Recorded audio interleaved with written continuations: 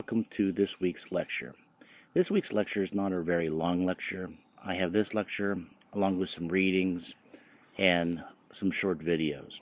And this lecture is more to refresh you on, as an entrepreneur in the pharmacy world, what are ways we could get paid. Years ago in your American healthcare class, I kind of gave you an overview of how community pharmacy gets paid. If you have taken the Pharmacy Practice 6 course, you have learned about alternative payment models.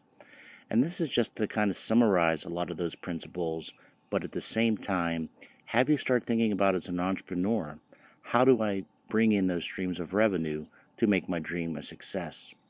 One of the things, as I've talked to several of you through your Zoom meetings, that if you continue on to do the business plan next semester, those are the things we will forecast and explore. This week is a very light week due to next week we will begin on financials. And financials is something that is very important but can take some time to learn. And as I've talked to several of you in the meetings, that this is not a skill that you learn overnight, but understanding how you get paid is the first thing into doing projection of sales. And so let us begin. We're going to start next week when we talk about financials, one of the most important things, and that is the profit loss statement. And in the profit loss statement, you have at the very beginning your sales. Because without sales, you don't have the ability to cover your operating expenses, and therefore, after all of that has been done, there is some type of reward, the net profit for your hard work. But at the very top of most profit loss statements, besides sales, is the cost of goods. And so whether you're selling inventory products, this is going to be very important for you to be able to understand and control. If you're a consulting business, you still need revenue and sales to charge for your services, but at the same time you will have operating expenses. And so regardless of whatever business you have, a good entrepreneur understands how to develop their idea, but also has either themselves a good financial instinct or a good partner with financial instinct to help control the operating costs, get what's necessary to perform the services you're going to provide, but to leave you with profitability, either for a reward for your hard work to return to you or to also reinvest into your company. Now, let us look at prescriptions. How do we make prescriptions? Money from prescriptions. If you look at this timetable, which only goes up to 2008 because this article was published in 2009, but this timetable I always like to share because it's a good representation of what's occurred in independent pharmacy over the last 50 years. Prior to probably the mid-90s, a good majority of people were still making sales through cash consumers. It wasn't until the development of managed care that you saw in the 90s a growth in people getting prescription benefits. And if I would extrapolate this same table out beyond 2008, you'd see the growth even be more in our Medicare D population and our Medicaid population. Most traditional community pharmacies, about 97 to 99% of all your business is through third-party insurances. A good majority of pharmacies are heavily in Medicare, and those pharmacies also, if they are in, a balanced income environment in the community, or even in a low income community, you're going to see an increase in Medicaid reimbursement services.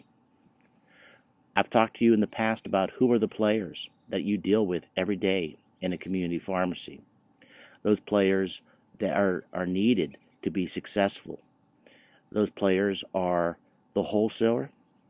The wholesaler is where we get our medications. The wholesaler is where we look to get the cheapest medication, but also to be having reliable source so that we can replenish our inventory when needed.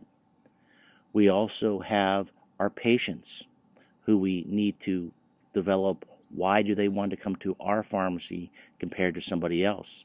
What services do you offer? What customer services do you offer that make them choose between you or somebody else? We have the manufacturers who supply the medications to the wholesalers, but the manufacturers may help us enhance the knowledge to our patients by providing us additional educational resources, or also by maybe giving us some incentive rebates for better pricing of our medications. We also have those in our community who are the employers, the insurers. Those are the people that provide the service that covers the medications. Notice I left the last person for last, and that is the pharmacy benefit manager. Not to go into long lectures, and I give you some readings to look about this, but the greatest challenge we have right now in community pharmacy is, what is the role of the pharmacy benefit manager today? The basic role of a pharmacy benefit manager is to control costs for the people that hire them to manage the prescription insurance. And they are employed by either large employer groups, insurance companies, like in our area, Highmark, UPMC, the federal government under Medicare D, partners with PBMs to deliver Medicare D prescription plans. And the pharmacy benefit managers, how do they survive? They get management contracts from the payers. They also get rebates from the manufacturers, and those rebates are what sometimes determine what is a preferred on a formulary versus non-preferred on a formulary. And pharmacy benefit managers have a lot of power, and pharmacy benefit managers are the ones who set the contracts with the pharmacies. A lot of time those contracts are take it or leave it contracts. What I mean by that, there's not a lot of negotiating. This is what they're going to reimburse. And how do we get fair reimbursement? I'm going to talk about what the advantages of joining a PSAO is. I'm going to talk about the advantages of being part of your pharmacy associations, being part of politics with your legislators, because a lot of times the majority of our payments come from either a Medicare D resource or a Medicare resource, and those we can influence through public policy, through state public policy and federal public policy of what is a fair reimbursement for us to deliver the services. Because after all, the role of a community pharmacy is to be the person to help protect the patient from medication errors, the person to help improve a patient's ability to stay adherent to their medications, a person to be a reliable educational resource to our providers in the community. I've shown you this picture before in American healthcare, but this is what goes on, the distribution and the payment of prescriptions throughout the pharmacies and throughout systems in the United States every day in America. If you take a look, there is the mortar and pestle which represents your pharmacy. The patient comes in, the patient is either insured or is not insured and is going to pay cash, but most of the time the patient is insured. And that third-party payer could either be a commercial plan through their employer, a plan that they've purchased through the healthcare exchange. Maybe they don't get insurance from their employer, or maybe they're a private consultant, contractor that has to purchase insurance on their own. Maybe they are qualified for Medicare, or maybe they qualify for Medicaid. And sometimes it can be a combination of both.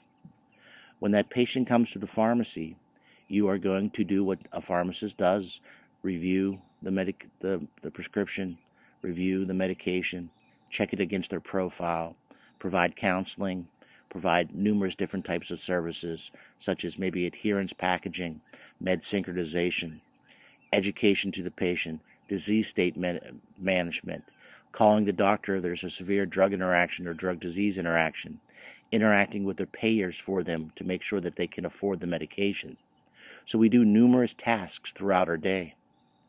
When we go to fill that prescription, it gets sent through our pharmacy systems to the pharmacy benefit manager, who is acting in behalf of the insurance company or the employer that hires them.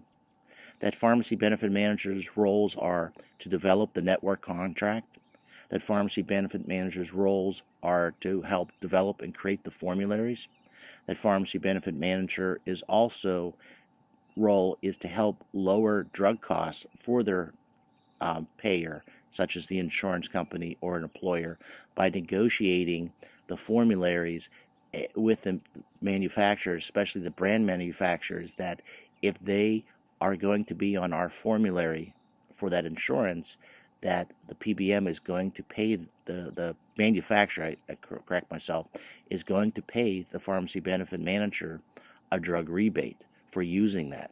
So sometimes medications may be preferred, not always because they are the most clinically effective, but because they are getting the best reimbursement. Now, hopefully, a good, transparent PBM is still making clinical decisions of what is covered and what is not, or who gets what in an order, such as step therapy, that you have to try this therapy before we can pay for this therapy.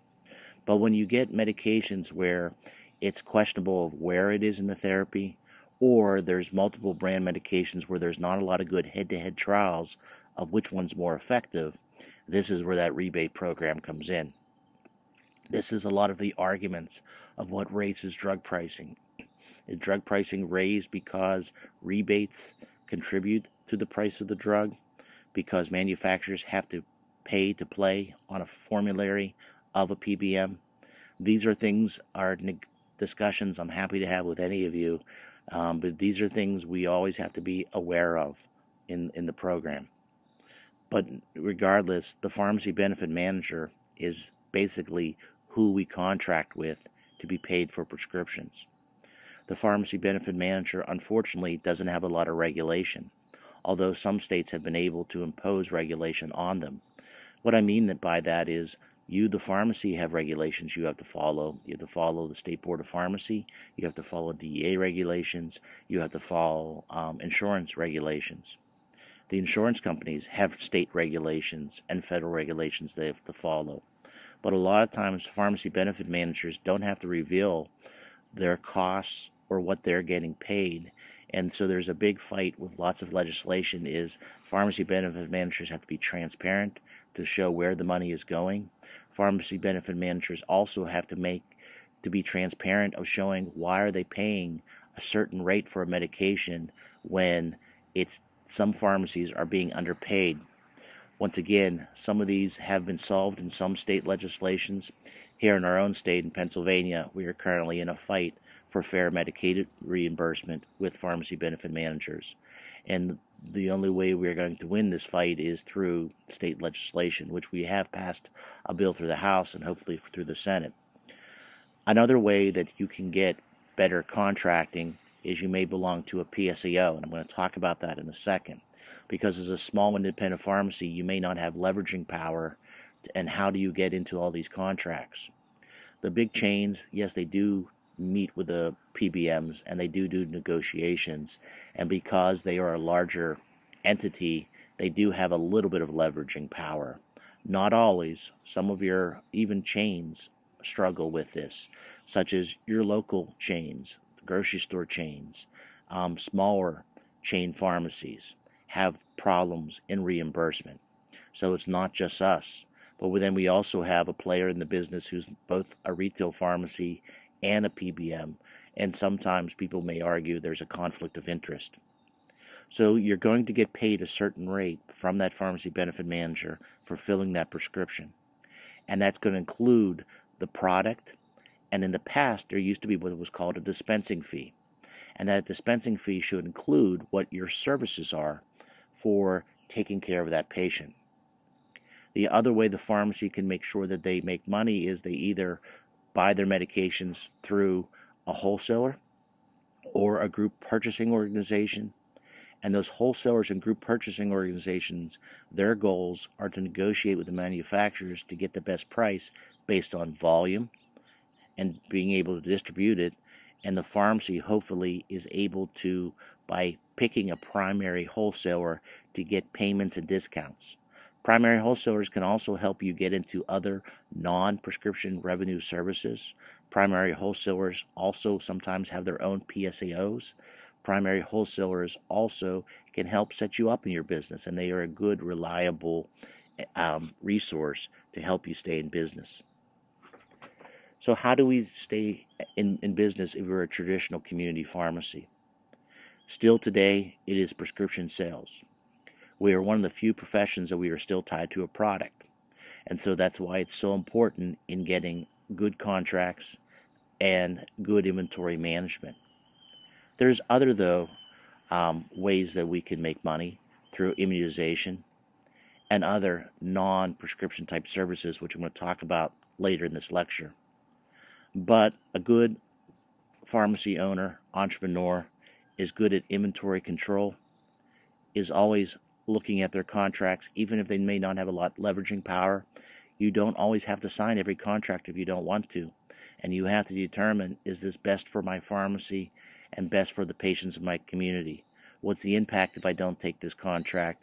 What's the impact of losing potential patients if I don't take this contract?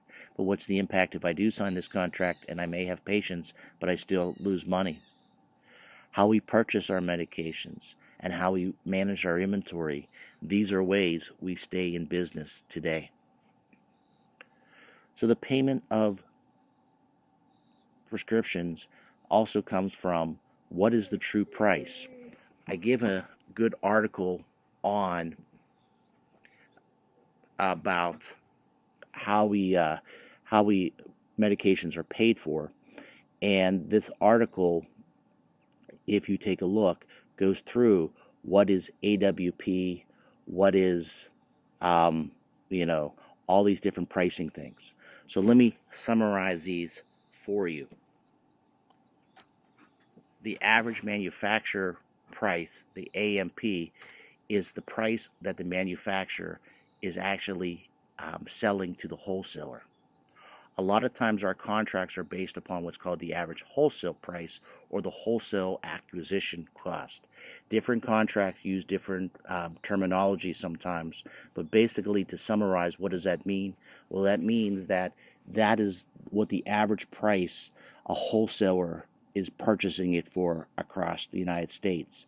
And what our contracts are usually based on is a percentage of either wholesale acquisition cost or average wholesale price. Now, what we actually buy it for is our AAC.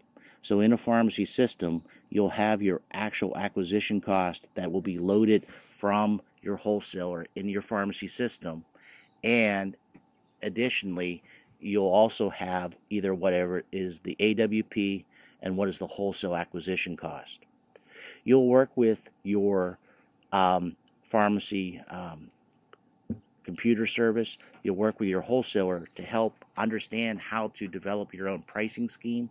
But your usual and customary is usually taking AWP and you're charging anywhere from 10 to 20%, or you're charging just AWP, and that's usually what your cash price would be.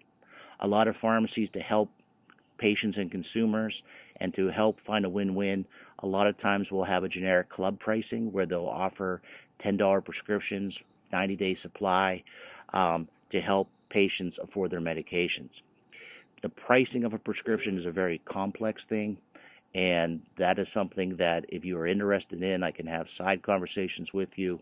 But that is something that if you did get into this business, you would, depending upon the state of where you're located, you would be working with your various different services to help you set your pricing. The other thing is there's a lot of terminology that's in the business. You all should be aware of that the way we bill prescriptions via the internet is using the National Drug Code. It's the 11-digit code that is tied to every medication.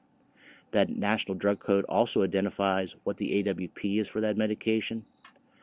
Another thing that pharmacy contracts will do, especially if a prescription has multiple sources, a generic prescription that is, and then we get it from, what I mean by multiple sources, there's multiple manufacturers making this generic medication. So there is the term what's called MAC pricing, maximal allowable cost. And so sometimes a PBM will say, we don't care if you buy Mylan or Dr. Reddy or Teva for your generic, the most we're going to pay for this prescription is the MAC price. There is a lot of argument today in the industry of what is a fair MAC price, how do the PBMs determine that MAC price, and that is something, please look into the readings. It goes into more detail about you. But one of the things of why pharmacies always have to change, not always, but will be changing generics or will be looking at what generic they're purchasing, is because the price of generics change on a day-to-day basis, and your goal is to make sure you purchase the cheapest generic that is going to be less than what you are going to be paid on a MAC pricing. There are ways in the pharmacy benefit manager system that you can appeal if you don't think this is a fair price for the MAC pricing. But a lot of times this is a big argument we have in how Medicaid MAC pricing is set, how Medicare MAC pricing is set, is to make sure that it's a fair reimbursement for everybody. This is an example of an older contract, and yeah, it is 7 years old, but contracts really haven't changed much over the last 7 to 10 years. What happens in a contract you will get is it'll lay out all the terms that you have to in the contract put your hours of operation, put what type of pharmacy you are. You have to show that you also do training in HIPAA, fraud, waste, and abuse. You have to show that you are a licensed pharmacy in that state, that you have no penalties or liens against you, and you also have to show that you are willing to accept this rate. And so here's an example of a contract. Acute actually usually stands for anything 30 days or less. Extended stands for 90 days or more. If you notice, there's a difference in what you get reimbursed, and you get reimbursed less for 90 days. The PBM's argument of this is because 90 days is less labor, but you're still doing the same services. We've not been able to win this battle, but a big push is in 90-day contracts, and a lot of this has to do with Med D and how PBMs are reimbursed for adherence. So one of the things, just to show again, that 92% of all pharmacies make their money through filling prescriptions.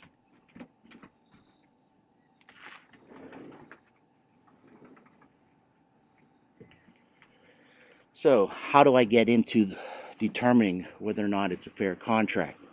We're going to do a lecture here in the near future, what's called on break-even analysis and differential analysis, and I'll walk you through, if you're interested, of how you would determine whether or not this is a fair reimbursement rate.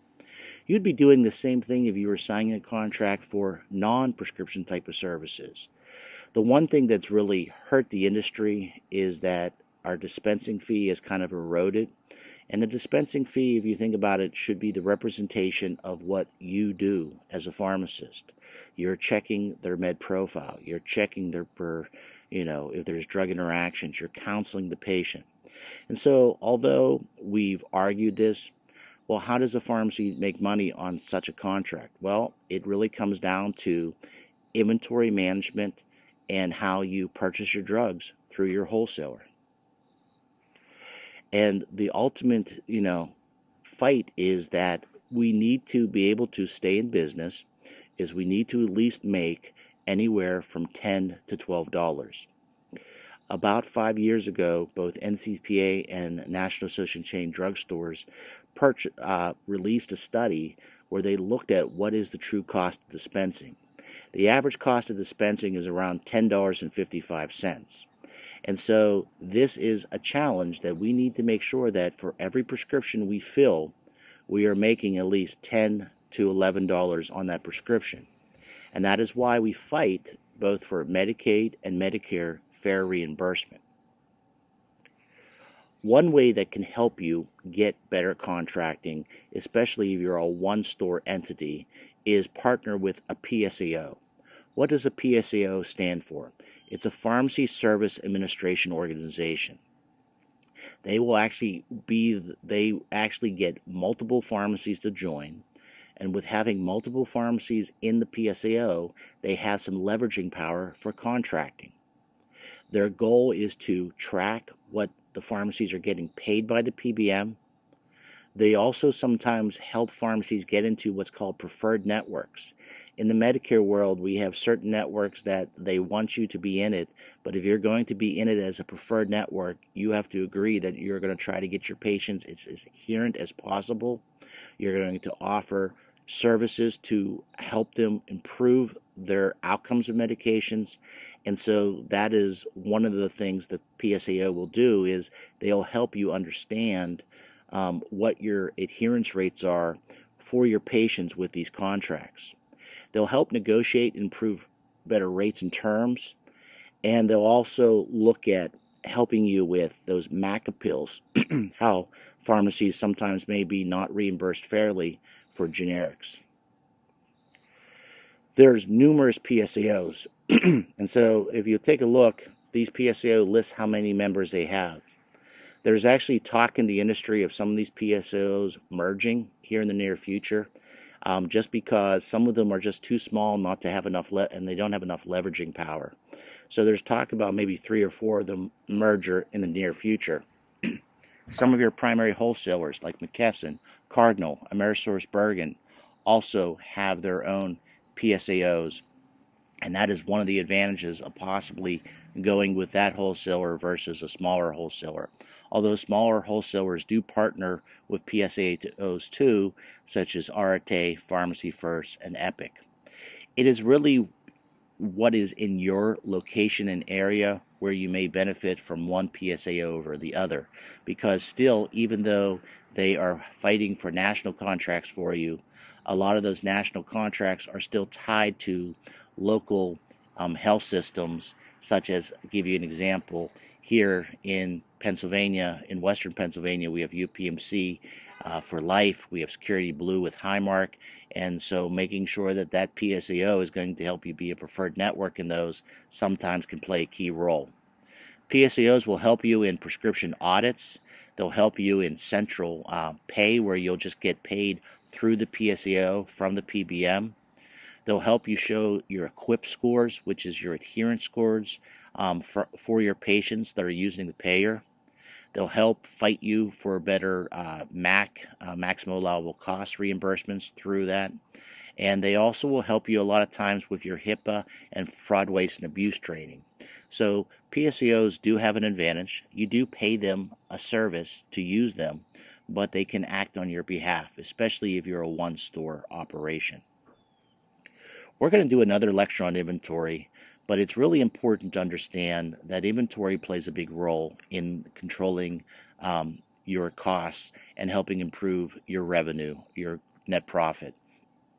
Because once you fill a prescription today, you're going to probably get paid by that PBM, by that third party, within about 3 weeks on average. You pay your wholesaler so that you don't get, pay penalties within 28 days. And so when I fill that prescription and I go to get, more inventory, my goal is to make sure I have more inventory, I have enough inventory on my shelf, but not too much that I'm not going to see a changeover in cash within that 28 days. And so there's a constant, cycle of making sure that the days you have inventory sitting on your shelf is not greater than the days of your sales and your outstanding payables.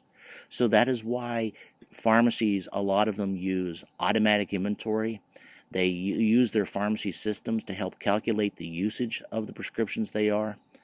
I think that's another reason I'm going to talk about the advantages of MedSync here shortly, of why MedSync can play such a key role in helping with controlling your costs, improving your net profit, and controlling your inventory. But inventory matters because if you have too much inventory on the shelf, then that's cash that that is potential cash that could be converted. And when you have too much inventory in the shelf and you got to pay your wholesaler, but you're not having the sales to sell that inventory, that is just, you are going to run into a cash flow problem. And that is why inventory is so important. Okay, so those are the challenges we have, and that is how we get paid. And every day, one of my jobs in working with my pharmacies and my partners in my pharmacies is that we constantly have to be looking at our contracts. We have to be looking at, are we getting paid what the contracts are saying? We have to be looking at our inventory. We have to be looking at what we pay when we purchase our inventory.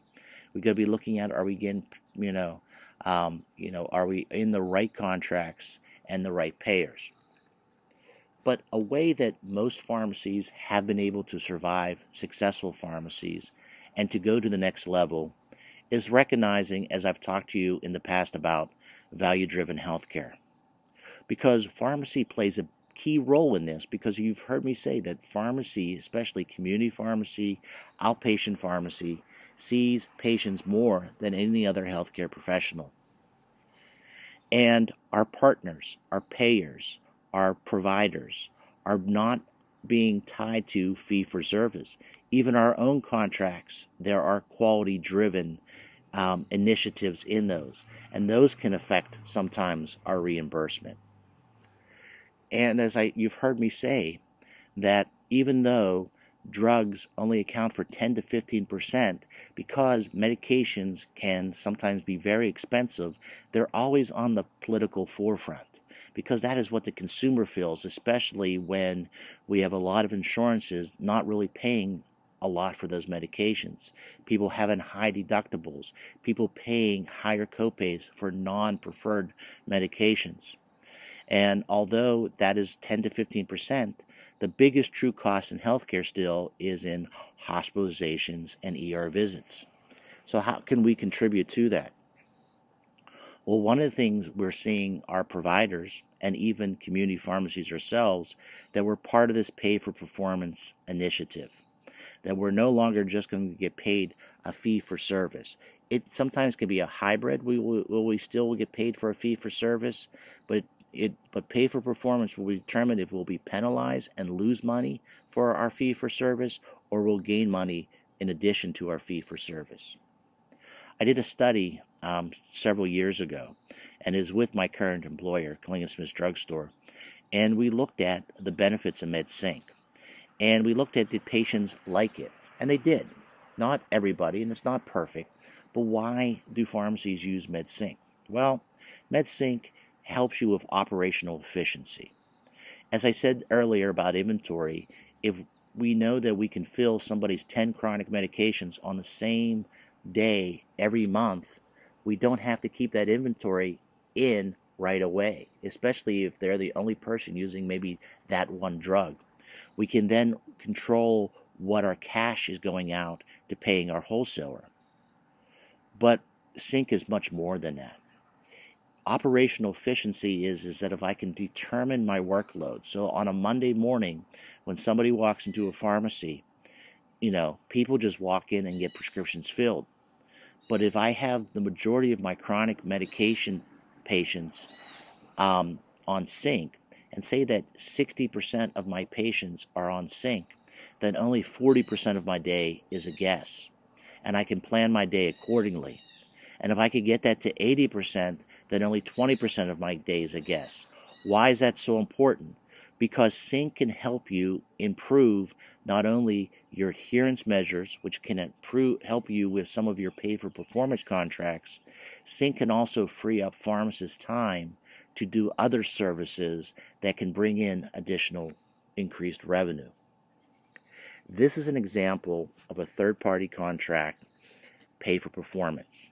And this is a cross example of what Aetna, CVS, Caremark, Express Scripts, Humana, and Optum. They all focus on the star ratings, and so what they look at is, are my patients at least 85% on average, or maybe 90% on the following classes of medications. They also, which this is one we argue that is not fair, they also look at your generic dispense rate to your brand rate. And the reason why I say this is not fair is that, yes, some disease states are heavily treated with generic medications, such as hypertension.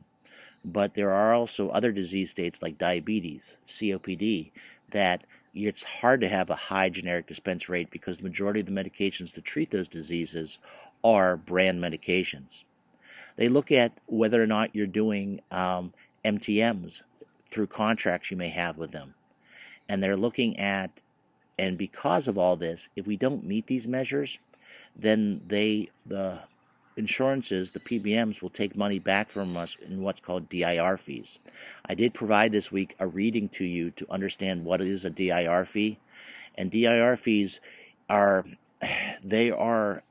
basically, they were created under Medicare D as a way to give back rebate money from the manufacturers to Medicare, because Medicare themselves are not allowed to negotiate directly with manufacturers. However, the PBMs have taken DIRs almost as a penalty, almost as that if we don't meet these measures, then we are going to pay that penalty, and we agreed to pay that penalty, unfortunately, because this is how they get you to be in a preferred network. If you're going to be in a preferred network, you have to agree that you will focus on these measures in the DIR. Where these contracts are not fair is they themselves, the PBMs, through the star ratings, if these measures are greater and the people's adherence improves, they get paid thousands and millions of dollars from going from a 3-star to a 4-star. And so it's so important that we fight to help get rid of DIRs, but it's also so important that we also basically look at our own numbers, and through MedSync programs, through adherence programs, we improve this. Why I open and talk with this first is MedSync, as I said, is the way for you to become operationally efficient, the way to get a better control of money that you may be losing in DIR fees, to improve your pay for performance. But in addition to that, it is a way to free up you, the pharmacist, and your services to get paid differently. As I said, from a business standpoint, we always ask, how do we solve a partner's problem, and how do we make this partner feel good? And whatever your pharmacy business is, if it's a traditional community pharmacy with enhanced services, or you're creating a standalone pharmacy business that's not tied to the community pharmacy itself directly, you're going to be partnering with patients, healthcare providers, and payers. Now, the key thing I do want to make note that a lot of the ways that you are going to get paid until we get pharmacy provider status, unless you are in a state with pharmacy provider status, is you're still going to have to partner with a pharmacy or partner with a physician.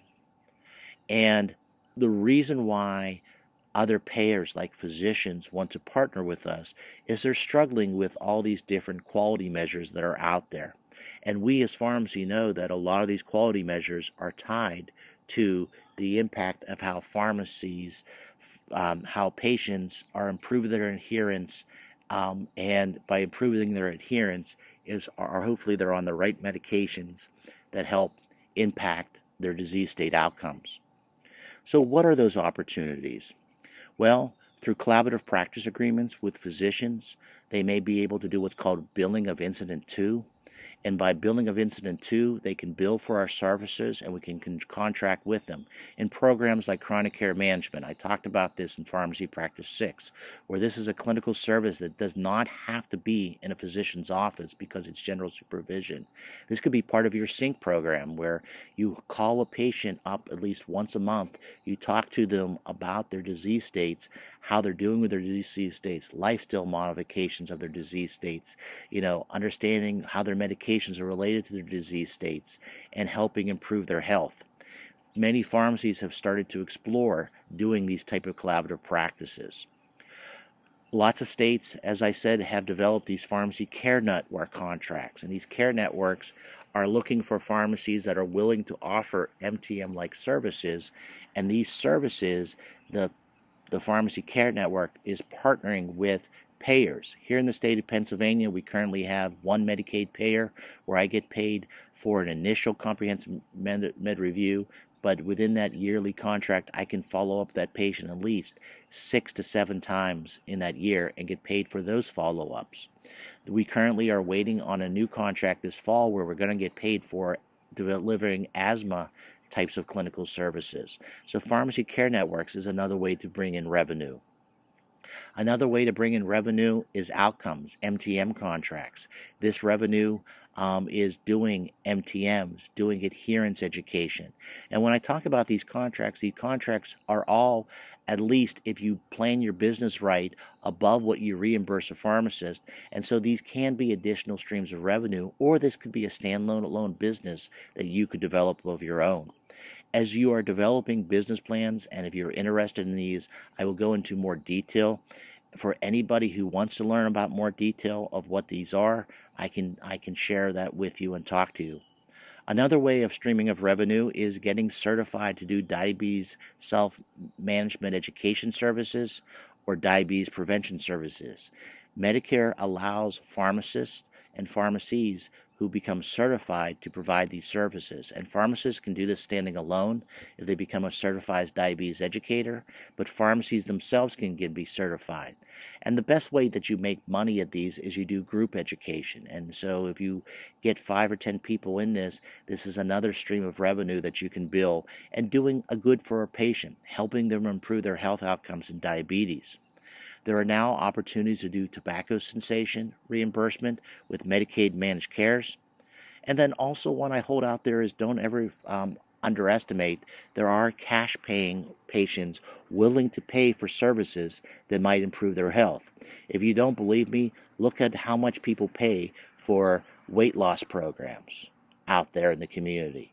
There are a niche of people wanting to find somebody willing to improve their health. And if you are providing value, Troy Trigestad is the pharmacist in charge of the CPSN network. He's the executive director. And Troy has a great quote: as long as you're providing value in the next 10 years in healthcare, you'll be fine. So whatever your business is, if you're providing value, there's going to be somebody to want to pay for your service, somebody who's going to want to partner with your service. And so some pharmacies, you may need to be more diverse. You may need to offer multiple services to bring in other different streams of revenue. It has been shown that the average return on investment of a pharmacy service for every dollar of a pharmacist spent, $3 to $5 is saved or brought in. And pharmacy can have a big impact on those outcome measures. This is an example of HEDIS measures we use in our current Medicaid contract. And these are things that the pharmacists are geared.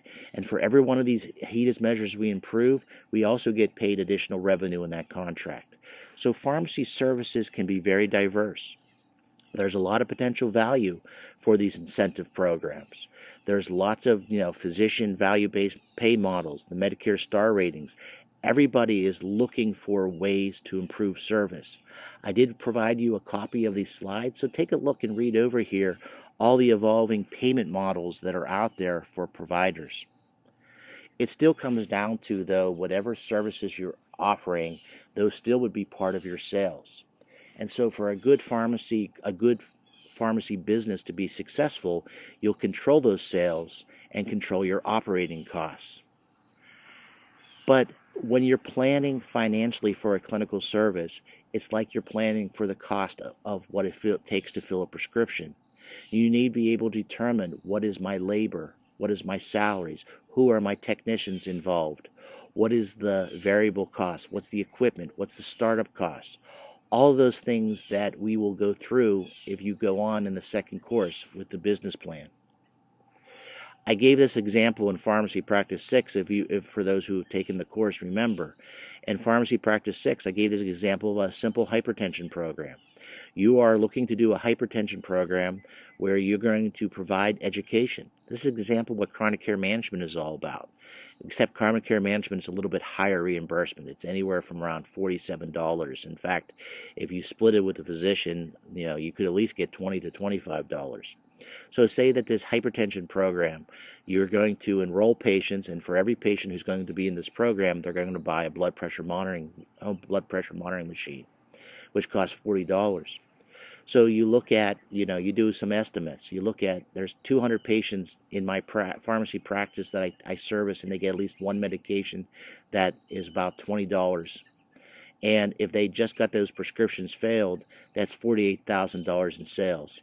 For 113 patients that I estimate that may be part of my program, if they just buy that blood pressure machine, there's additional $4,500 in sales. And then if I offer the service where they're going to pay $10 a month, there's an additional potential $13,000 in sales. And if I control my costs, my operating expenses right, there's potential for net profit. Now, I know this scenario I have on here is the perfect, that everybody that I sign up does it, everybody shows up to every visit. But this is what we'll talk about next semester. This is what we're going to talk about in our financial lectures in a couple weeks, is that you use financial forecasting to help you determine if these services are. Some of these services, as I talked about, the way you would get paid is through incident to CPT codes. And so you would have a collaborative practice agreement with the physician, and that collaborative practice agreement would then be that the physician would bill on your behalf. And even if the physician bills on your behalf, you would come up with a contract of what's fair for you for that reimbursement and what's fair for them. For those of you who are taking Pharmacy Practice 6, there's an article that's provided to you in the ABLE labs about chronic care management and hypertension, and you'll be getting that here very soon. And it shows a pharmacy that did such a thing, and they actually partnered with the physician, and they did the billing of incident, and they got an additional, just in their short period of time, additional $5,000 in revenue. And they did this through their own traditional programs like the 7-day call they do in MedSync. The next couple slides are just examples of CPT billing codes that a physician could bill on your behalf in billing of incident. So there are opportunities for pharmacy, and there's opportunities of your own pharmacy business that's a standalone, just doing clinical services and partnering with pharmacies and providers. There's opportunities if you own your own traditional community pharmacy, is that you still make money filling prescriptions, but you can become diverse, and that diversity allows you to stay successful and do what you really passionately wanted to do as an entrepreneur that we keep talking about, to be your own boss, to provide great services to patients, and to help them. And these are just examples of other services: point-of-care testing, adherence packaging, pain management, immunizations, smoke and cessation, and on here is different various links to help you with this. So in summary, remember, this is how we get paid. Whatever business idea you have, one of the things that when I have these Zoom meetings, and one of the things I'll help you with next semester, is to figure out how do we get our sales. And that is one part of the business plan. Now, starting next week, I'm going to have you basically, start looking at financials. The only assignment this week is I'm going to post a discussion board. And I'm going to ask you at least give me 2 things that you learned from this lecture, or 2 questions you may have from this lecture that I can answer for you as the week progresses, or even the following week. Thank you for your time, and take care.